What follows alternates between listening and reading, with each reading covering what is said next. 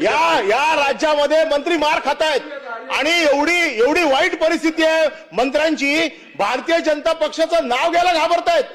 कोण पोलिसाची हिंमत होते. पोलीस हे प्यादे आहे आणि पोलीस हे प्यादे आहे. या पोलीस मारतो तुम्हाला आणि तुम्ही मूग गिळून गप्प बसताय. कुठे गेला तुमचा स्वाभिमान, कुठे गेला तुमची बंडखोरी वृत्ती. आणि मला वाईट तर वाटतं राष्ट्रवादीने देखील मार खाल्लाय.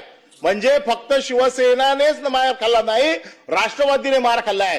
जो तुम्ही निर्णय त्यावेळेला घेतला, तुम्ही दोघे बाहेर पडा सत्तेतना, मग कळेल. पण आज भारतीय जनता पक्ष तुम्हाला चिरडून काढतेय आणि तुम्ही भारतीय जनता पक्षाचं नाव घ्यायला देखील घाबरताय. मार खाताय मंत्र्यांचा, मंत्री मार खातोय.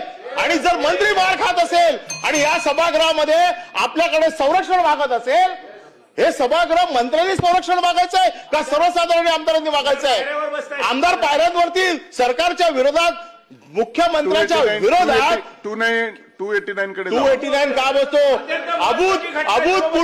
अभूतपूर्व परिस्थिती महाराष्ट्रात निर्माण झाली आहे. आणि जेव्हा अभूतपूर्व परिस्थिती महाराष्ट्रात निर्माण होते त्यावेळेला हा विषय 289चा होतो. भारतीय जनता पक्षाकडनं तुळवले जात आहेत, स्वतःला वाघ समजतायत.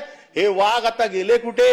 शेपटी घालून बसलेले आहेत. कोणाची हिंमत होत नाही भारतीय जनता पक्षा. आणि दुसरा विषय असा आहे